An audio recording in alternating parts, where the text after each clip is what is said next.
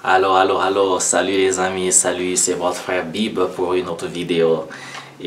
Cette vidéo, c'est pour répondre à l'une des questions que je reçois tout le temps. C'est pourquoi est-ce que Bib, tu parles de l'éducation financière? Ou encore, pourquoi est-ce que Bib, tu es en train de parler de l'argent dans certaines de tes vidéos?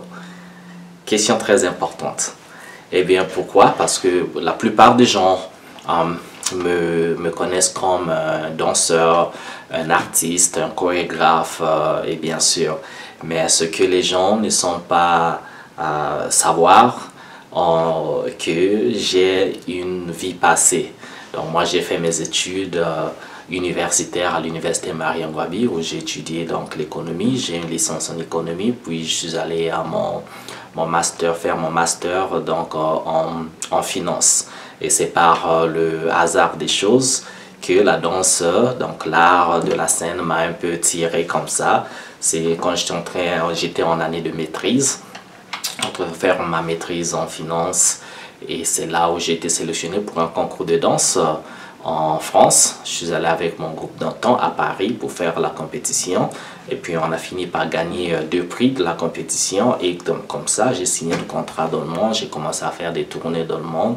Et 10 ans, 15 ans plus tard, j'ai plus eu le temps de revenir sur les finances, aller travailler dans une banque. Donc voilà, c'est tout simplement ça. Mais la raison pour laquelle je suis revenu à faire le travail, je parle beaucoup de finances, comme pour ceux qui peuvent voir certains de mes posts sur les réseaux sociaux, donc Facebook, Instagram et LinkedIn, parce que je pense qu'il y a, je crois à l'importance à chaque individu d'avoir une maîtrise de ses finances, avoir une maîtrise de l'argent et surtout de contrôler ses habitudes de consommation, ses habitudes de dépenses. J'ai remarqué que dans le monde, que ce soit le monde artistique ou dans nos mondes, dans nos communautés communes, il y a des difficultés, beaucoup de difficultés avec les finances. Et la plupart de ces difficultés est juste due au manque d'information. Parce que manque d'information et d'éducation financière. Si on ne vous parle pas de comment est-ce qu'on gère l'argent, comment est-ce qu'on épargne de l'argent et comment est-ce qu'on investit de l'argent, vous n'en aurez aucune idée. Parce que tout ce qui viendra, tout le temps que vous touchez de l'argent, c'est tout de suite vous pensez à la dépense. Il faut donc payer les factures, il faut payer la chaussure, tout ce que vous voulez. En fin de compte, vous n'avez presque jamais d'argent à épargner. Donc, ces habitudes de consommation que moi j'ai regardé dans le milieu tout le mois, j'ai pensé qu'il fallait allier donc ce que je fais dans le monde de l'art et aussi avec l'éducation financière. On peut être artiste, mais aussi on peut faire autre chose. Quand on dit autre chose ici, voilà, ça peut être les finances, ça peut être avoir voilà, une autre passion qu'on veut en sus de son travail artistique professionnel. Donc voilà la raison pour laquelle certains voient que je fais des posts sur les finances parce que je pense que c'est très très important. Et c'est surtout quand je suis arrivé aux États-Unis aussi, j'ai remarqué dans nos communautés africaines, tout le temps que quelqu'un mourait dans la communauté, il fallait donc faire une levée de fonds. Donc ce qu'on appelle le GoFundMe, toutes les plateformes de levée de fonds sur Internet. Et à des familles, quand il n'y avait pas suffisamment d'argent, il fallait donc enterrer leur bien-aimé dans un pays étranger parce qu'on ne pouvait pas rapatrier le corps en Afrique. Alors je me dis, moi je connaissais en tant que financier, je connais les solutions qu'il y a. Il suffit juste d'épargner 25-50 dollars pour pouvoir avoir un plan qui permette à vos familles de rapatrier le corps. Donc j'ai aussi remarqué qu'il y a plein de gens qui sont arrivés à l'âge de retraite, ne pouvaient pas aller en retraite parce qu'il n'y avait pas assez d'argent épargné. Et comme il n'y avait pas assez d'argent épargné parce qu'ils n'avaient tout simplement pas l'accès à l'information. L'information ici est très capitale. Je vous rappelle, pour ceux qui ont un peu la connaissance sur la période de l'esclavage, connaître un noir qui connaissait lire, c'était un crime. on vous tuait quand vous connaissez lire.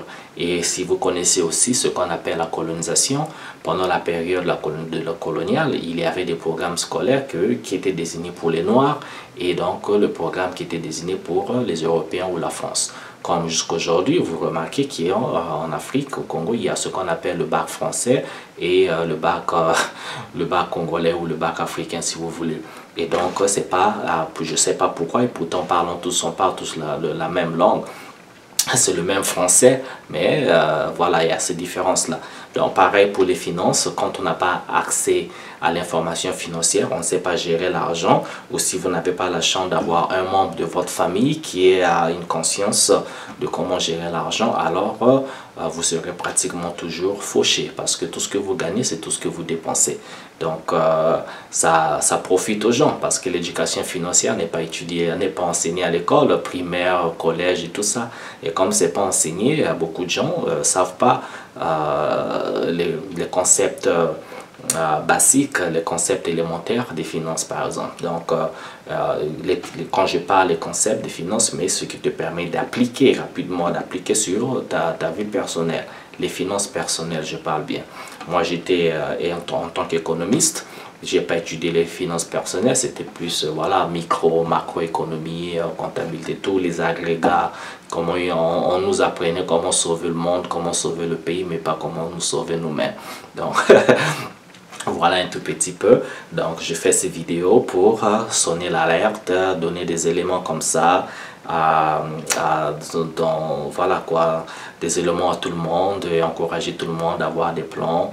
J'avais fait, je pense, qu'une vidéo sur les finances sur l'artiste, mais je reviendrai encore plus avec plus de détails pour montrer un peu les méthodes, pour ne pas seulement parler il faut épargner l'argent, mais quels sont en fait les procédés pour épargner. Excusez-moi. Quels sont les procédés pour épargner de l'argent, faire les efforts, changer un peu ses habitudes, nos habitudes de consommation et préparer le futur d'une manière adéquate. Voilà, c'est une courte vidéo et donc si vous voyez que je fais un post sur les réseaux sociaux qui n'est pas sur la danse, vous ne paniquez pas. Ne paniquez pas parce que la vie elle est faite de beaucoup de choses. Donc d'autres personnes ne font la danse 24 heures sur 24. Ça c'est mon domaine, c'est ma passion, je fais depuis toujours des années, mais je prends aussi le temps à partager des informations qui peuvent aider les gens à ne pas être des danseurs des danseurs disettes ou les artistes qui sont toujours dans le besoin, mais il faut aussi faire la stratégie par rapport au cachet que vous gagnez, un peu d'argent ou au COP comme on dit chez nous au Congo, ça veut dire voilà, quand on fait un travail en extra, l'argent que vous touchez, comment vous pouvez bien gérer cet argent. Donc c'est tout ça, c'est tout simplement ça. Donc tout ce qu'on fait dans cette vie moderne, tourne autour des finances, tourne autour de l'argent. Même quand vous faites votre dossier de spectacle, on vous demandera toujours le budget par exemple de votre projet. Donc le budget, ça revient de l'argent, vos actifs et vos passifs. Donc c'est des concepts comme ça qu'il faut connaître et appliquer sur vous-même. Je pense que ça peut aider. Donc voilà, je reviendrai avec une autre vidéo pour plus de détails. Voilà, je vous souhaite, vous qui me suivez partout en Afrique, en Europe, en Asie, en Amérique et partout dans le monde, c'est votre frère Bib. À la prochaine pour une autre vidéo. Ciao, ciao.